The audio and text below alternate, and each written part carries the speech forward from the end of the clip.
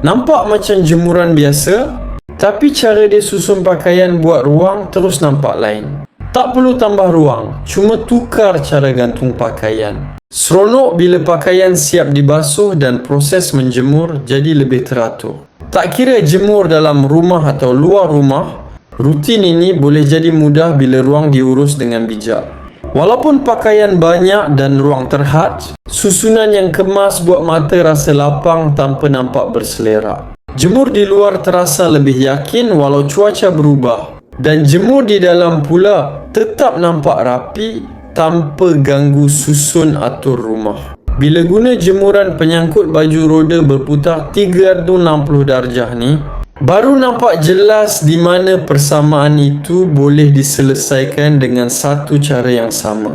Reka bentuk heksagon 6 sisi atau 4 sisi buatkan ruang sangkut.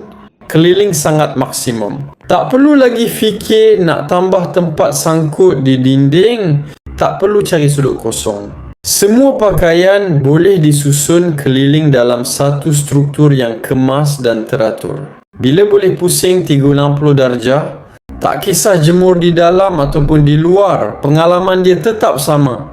Mudah capai semua pakaian tanpa perlu berjalan keliling. Berdiri setempat pun dah boleh capai setiap sudut. Palang atas boleh guna hanger untuk baju kemeja, baju kurung, jaket, blouse. Bahagian sisi pula sesuai untuk tuala, kain tudung, seluar. Satu tempat, banyak fungsi dan susunan nampak lebih tersusun berbanding jemuran biasa yang panjang berjajar. Kalau di luar rumah, jemuran ini memudahkan sebab boleh diletakkan di kawasan yang kena cahaya matahari. Dan bila cuaca berubah, hanya tolak masuk tanpa perlu angkat satu persatu pakaian.